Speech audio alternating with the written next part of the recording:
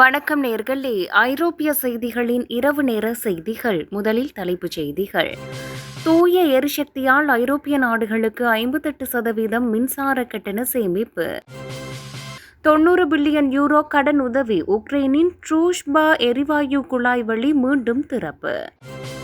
ரஷ்யாவில் வங்கி நெருக்கடி. கிரெம்ளின் அரசின் கொள்கைகளால் ஏற்பட்ட பொருளாதார சிக்கல். ஹார்முஸ் நீரிணை பாதுகாப்பு. பிரிட்டனின் புதிய முயற்சியில் சர்வதேச நாடுகளின் அணிதிரள்வு. பிரித்தானியாவில் பணத்திற்காக தீ வைக்கும் செயலில் ஈடுபட வேண்டாம், பயங்கரவாத தடுப்பு பிரிவு எச்சரிக்கை. ஈரான் போர் ஆபத்து. டொனால்ட் ட்ரம்பின் ஆயுத கையிருப்பு மற்றும் உக்ரைனுக்கான சவால்கள். பிரித்தானிய விமான நிறுவனங்களின் கோரிக்கை. இரைச்சல் கட்டுப்பாடுகளை தளர்த்தவும் விமான வரியை குறைக்கவும் வலியுறுத்தல். ரஷ்யாவின் பாதுகாப்பு மண்டல விரிவாக்கம். உக்ரைன் எல்லையில் புட்டின் அறிவிப்பு. இனி விரிவான செய்திகள். டென்மார்க், பின்லாந்து, பிரான்ஸ், ஸ்வீடன் மற்றும் ஸ்லோவாக்கியா ஆகிய 5 ஐரோப்பிய நாடுகள் இந்த ஆண்டு மின்சார கட்டணத்தில் 58% வரை சேமிக்க உள்ளன. தூய எரிசக்தி ஆதாரங்களை அதிக அளவில் பயன்படுத்துவதால் மற்ற நாடுகளை விட இந்த நாடுகள் மின்சார செலவில் பெரும் லாபத்தை பெறுகின்றன. புதைப்படிவ எரிபொருட்களை விட காற்றாலை, சூரிய சக்தி போன்ற பசுமை எரிசக்திக்கு இந்த நாடுகள் முன்னுரிமை அளித்து வருகின்றன. இந்த மாற்றம் சர்வதேச எரிவாயு விலை உயர்வு போன்ற பொருளாதார அதிர்ச்சிகளிலிருந்து அந்த நாடு நுகர்வோரை பாதுகாக்கிறது. மாறாக இன்றும் நிலக்கரி மற்றும் எரிவாயுவை சார்ந்திருக்கும் நாடுகள் அதிக விலையை சந்திக்க வேண்டிய கட்டாயத்தில் உள்ளன. சுற்றுச்சூழல் பாதுகாப்போடு பொருளாதார ரீதியாகவும் தூய எரிசக்தி எவ்வாறு பயனளிக்கிறது என்பதற்கு இந்த நாடுகளின் வெற்றி ஒரு சிறந்த எடுத்துக்காட்டாகும். 90 பில்லியன் யூரோ கடன் உதவி. உக்ரைனின் ட்ரூஷ்பா எரிவாயு குழாய் வழி மீண்டும் திறப்பு. உக்ரைன் போர் காரணமாக சேதமடைந்த தனது முக்கிய ட்ரூஷ்பா எரிவாயு குழாய் வழியை பழுது பார்த்து மீண்டும் பயன்பாட்டிற்கு கொண்டு வந்துள்ளது. ஐரோப்பிய ஒன்றியத்திடமிருந்து 90 பில்லியன் யூரோ கடன் உதவியை பெறுவதற்கு இந்த எரிவாயு குழாய் வழியின் செயல்பாட்டை உறுதி செய்வது நிபந்தனையாக இருந்தது. எரிசக்தி விநியோகத்தை சீராக்குவதன் மூலம் நாட்டின் பொருளாதாரத்தை சரி செய்யவும் போரினால் பாதிக்கப்பட்ட உள்கட்டமைப்பை மீட்டெடுக்கவும் உக்ரைன் திட்டமிட்டுள்ளது. இந்த எரிவாயு குழாய் வழி ஐரோப்பிய நாடுகளுக்கு ஆற்றல் கொண்டு செல்வதில் மிக முக்கிய பங்கு வகிப்பதால் இது சர்வதேச அளவில் கவனத்தை பெற்றுள்ளது. நாட்டின் போர் முயற்சிகளுக்கு தேவையான நிதி ஆதாரத்தை பெற இந்த முதலீடு உக்ரைனுக்கு மிகவும் அவசியமான ஒன்றாக கருதப்படுகிறது. இந்த நடவடிக்கை மூலம் பொருளாதார சவால்களை சமாளித்து ஐரோப்பிய நாடுகளுடனான தனது வர்த்தக உறவை வலுப்படுத்த உக்ரைன் முயன்று வருகிறது. ரஷ்யாவில் வங்கி நெருக்கடி. கிரெம்ளின் அரசின் கொள்கைகளால் ஏற்பட்ட பொருளாதார சிக்கல். ரஷ்யாவின் வங்கித்துறை தற்போது பெரும் நிதி நெருக்கடியில் சிக்கியுள்ளது. இது அந்நாட்டின் தற்போதைய பொருளாதார கொள்கைகளின் நேரடி விளைவாக பார்க்கப்படுகிறது. போர் தொடர்பான அதீத செலவினங்கள் மற்றும் கிரெம்ளின் அரசின் அதிரடி பொருளாதார முடிவுகளே இந்த வங்கி நெருக்கடிக்கு முக்கிய காரணங்களாக கருதப்படுகிறது. பணவீக்கத்தை கட்டுப்படுத்த முடியாமல் திணறும் ரஷ்ய மத்திய வங்கி வட்டி விகிதங்களை உயர்த்திய போதிலும் நிதி சந்தையில் ஸ்திரத்தன்மை ஏற்படவில்லை. சர்வதேச பொருளாதார தடைகள் மற்றும் போரினால் ஏற்பட்டுள்ள நிதி பற்றாக்குறை ரஷ்யாவின் வங்கிகளின் செயல்பாட்டை பெருமளவில் முடக்கியுள்ளது.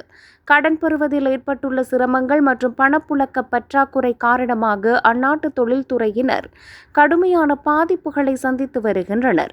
இந்த வங்கி நெருக்கடியானது வரும் காலங்களில் ரஷ்யாவின் ஒட்டுமொத்த பொருளாதார வளர்ச்சியில் மிகப்பெரிய பின்னடைவை ஏற்படுத்தும் என பொருளாதார வல்லுநர்கள் எச்சரித்துள்ளனர்.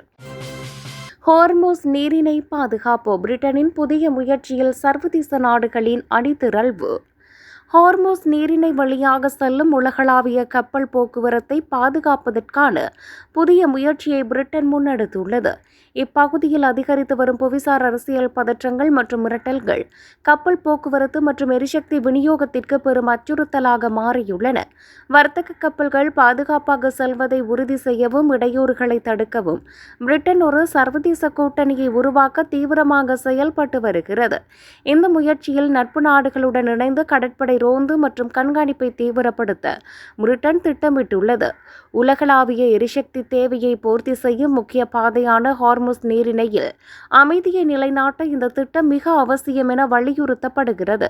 பிரிட்டனின் இந்த தலைமைத்துவ நடவடிக்கைகள் சர்வதேச வர்த்தக பாதைகளின் பாதுகாப்பை உறுதிப்படுத்துவதில் ஒரு முக்கிய மைல்கல்லாக கருதப்படுகிறது. பிரித்தானியாவில் பணத்திற்காக தீ வைக்கும் செயலில் ஈடுபட வேண்டாம், பயங்கரவாத தடுப்பு பிரிவு எச்சரிக்கை. பிரித்தானியாவில் பணத்திற்காக திட்டமிட்டு தீ வைக்கும் குற்ற செயல்களில் ஈடுபட்டதாக பயங்கரவாத தடுப்பு பிரிவினர் 8 பேரை கைது செய்துள்ளனர். காப்பீட்டுத் தொகை அல்லது இதர பண ஆதாயங்களுக்காக தீ வைக்கும் இத்தகைய ஆபத்தான செயல்கள் அதிகரித்து வருவதாக காவல்துறை கவலை தெரிவித்துள்ளது. தீ வைப்பு என்பது பொதுமக்களின் உயிருக்கு ஆபத்தை விளைவிக்கும் மிக கடுமையான குற்றமாகும். இதில் ஈடுபடுபவர்கள் மீது சட்டப்படி கடும் நடவடிக்கை எடுக்கப்படும். பயங்கரவாத தடுப்பு பிரிவினர் இந்த விசாரணையை தீவிரமாக கையாள்வதால் குற்றவாளிகளுக்கு கடுமையான சிறை தண்டனை கிடைக்க வாய்ப்புள்ளது. இத்தகைய சட்டவிரோதமான செயல்களில் எவரும் ஈடுபட வேண்டாம் என பொதுமக்களுக்கு காவல்துறை கடுமையான எச்சரிக்கை விடுத்துள்ளது. சமூக பாதுகாப்பிற்கு அச்சுறுத்தலாக விளங்கும் இதுபோன்ற குற்றங்களை தடுக்க பொதுமக்களும் விழிப்புணர்வுடன் இருக்க வேண்டும் என வலியுறுத்தப்பட்டுள்ளது. ஈரான் போர் ஆபத்து, டொனால்ட் ட்ரம்பின் ஆயுத கையிருப்பு மற்றும் உக்ரைனுக்கான சவால்கள். ஈரானுடனான ஒரு மோதல் ஏற்பட்டால் அமெரிக்காவின் ஆயுத கையிருப்பு வெகுவாக குறையும் அபாயம் உள்ளதாக பாதுகாப்பு வல்லுநர்கள் எச்சரிக்கின்றனர். டொனால்ட் ட்ரம்பின் நிர்வாக கொள்கைகள் இத்தகைய சூழலுக்கு வழிவகுத்தால் அமெரிக்காவின் தற்போதைய ஆயுத உற்பத்தி மற்றும் விநியோக சங்கிலியில் பெரும் அழுத்தம் ஏற்படும். மத்திய கிழக்கு பிராந்தியத்தில் கவனம் செலுத்த வேண்டிய சூழல் உருவாகுவது உக்ரைனுக்கான ஆயுத விநியோகத்தை குறுகிய காலத்துக்கு பாதிக்கும் என்று அஞ்சப்படுகிறது. இருமுனை போர் சூழல் ஒரே நேரத்தில் கையாள்வதற்கு தேவையான போதிய ஆயுதங்கள் மற்றும் வளங்களை அமெரிக்கா கொண்டிருக்கவில்லை என்பது நிபுணர்களின் முக்கிய கவலையாக உள்ளது. போர்க்கள தேவைகள் அதிகரிப்பதும் உற்பத்தியை விரைவாக அதிகரிக்க முடியாத நிலையும் சர்வதேச அளவில் அமெரிக்காவின் பாதுகாப்பு உத்திகளுக்கு சவாலாக அமையும்.